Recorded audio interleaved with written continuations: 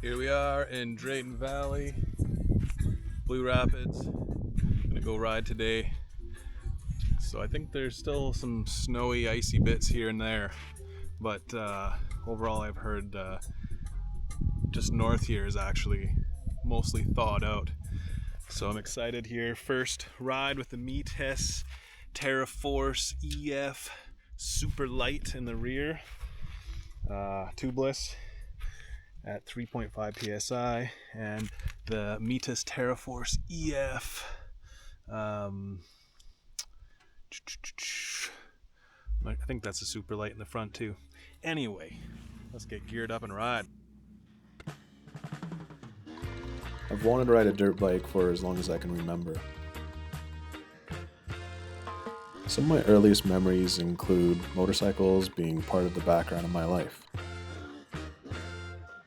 My dad rode Harleys, he built custom bikes, motorcycles were always there.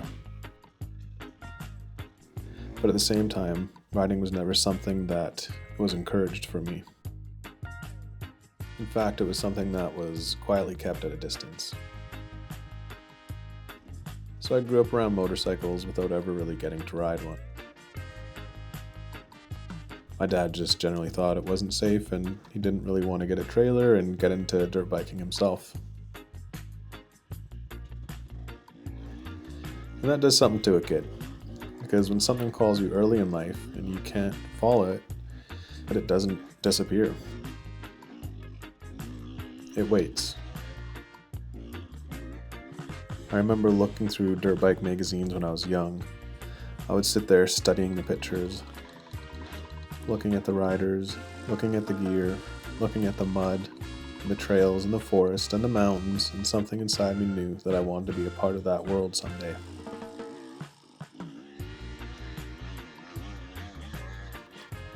I did not know when, I did not know how, but I knew. As I got older, that energy found another outlet. Fast cars. Machines you could modify and shape and tune and build.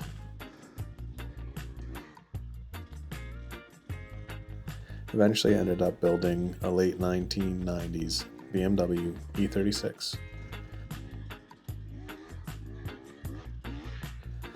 Turbocharged, taken apart piece by piece. Rebuilt bolt by bolt. It became a kind of creative expression for me. It was exciting, it was technical, it was fast. And for a while it felt like I'd found the right place to put that energy. But something slowly became clear over time. Speed on the street is not the same thing as freedom. Trails are much more thawed than I thought they'd be, but there's definitely sections with some snow and ice and some really greasy, muddy bits as well. Pulled toward forests, pulled toward trails, and pulled towards quieter spaces. Spaces where there's less noise and more presence. Places where you can actually hear yourself think again.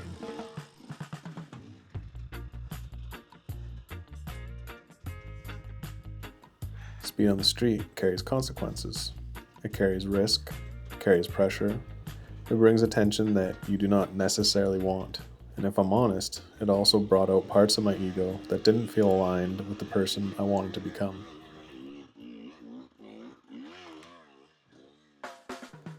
I started noticing that something about that environment did not feel healthy for me anymore. There was still passion there, still skill there, still creativity there, but the direction was shifting. I sold the BMW and I bought a dual sport motorcycle.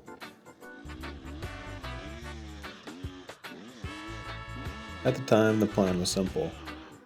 Ride back roads, explore fire roads, go into the mountains, see places I'd never seen before. Move slower, move deeper into the landscape, but I did not realize then that I was stepping into something much bigger than I had expected. Because once I started riding off-road, something woke up in me again.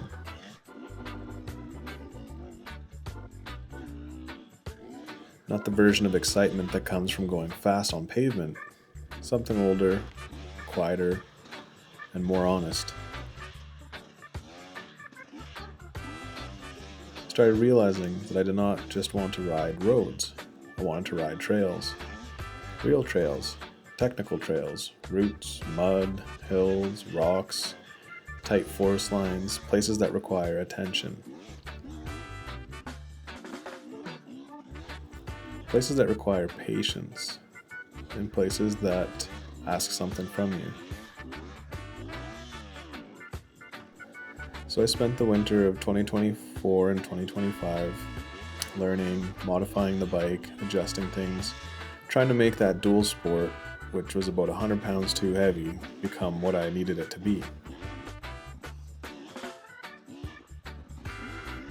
And it did get better, but something was still not quite right. And I remember having this honest question inside myself. Do I actually enjoy riding?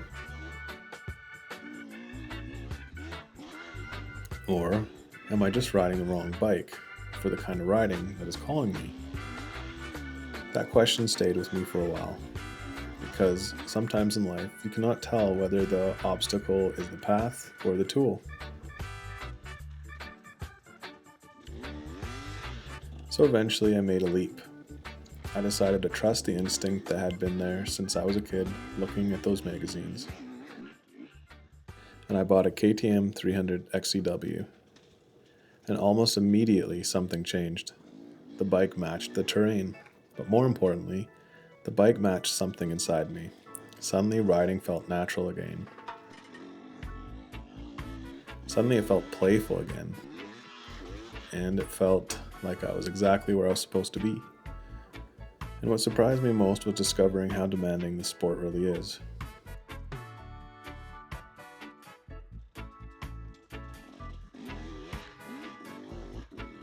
It's physical, it's technical, it's mental, it asks for strength, balance, it asks for breathing, patience, and awareness.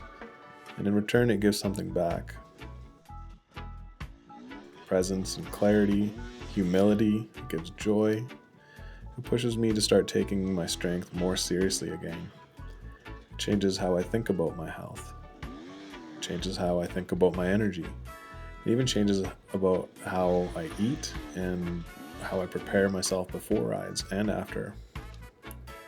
Because when you are deep in the forest on a narrow trail with roots and mud and elevation changes, your body becomes your partner, not just your passenger. And another unexpected gift from all this has been the people. There is something very real about meeting someone on the trail. No titles, no expectation, just riders helping riders. Sharing stories, sharing experience. There's a kind of quiet respect that exists in that world. And I've come to appreciate that deeply, because this season of my life has involved a lot of transition for me. For the last decade, I helped build something meaningful in the cannabis industry. It was a major chapter of my life, a chapter that involved learning, leadership, responsibility, teamwork, growth. And eventually that chapter began to dissolve, and when something that shaped 10 years of your life begins to change, you feel that. You feel that uncertainty, you feel the questions, you feel the space opening underneath your feet again. And right in the middle of that space, I found riding. Or maybe riding found me again. Because sometimes the things that come back into your life are not new at all. They are the things that were waiting patiently for the right time. Now I'm exploring new directions, possibly forestry, possibly as a ranger, trades maybe, translating my skills into other industries, something that I just can't fully see yet.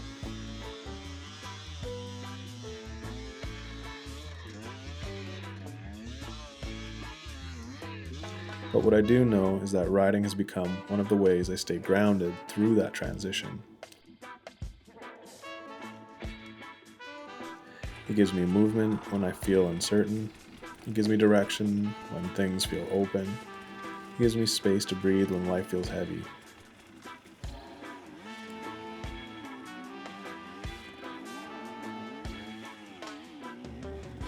And maybe, most importantly, it reminds me how to play a game.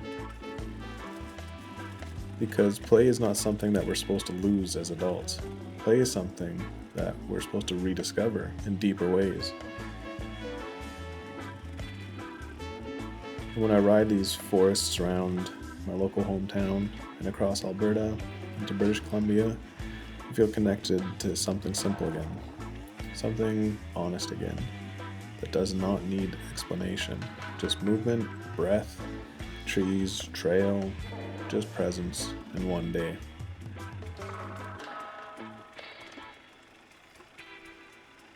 Something that feels especially meaningful to me is the possibility of sharing this with my daughter.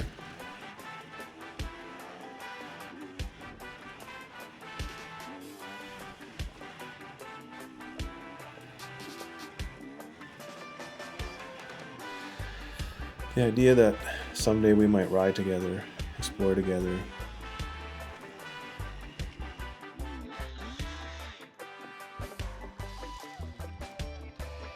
that feels important, because this is not really about motorcycles. It's about freedom, it's about nature, community, health.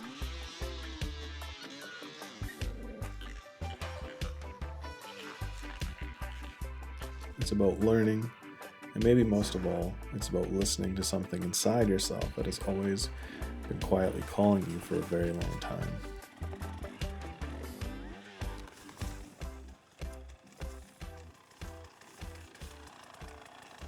Even if it takes decades to answer that call,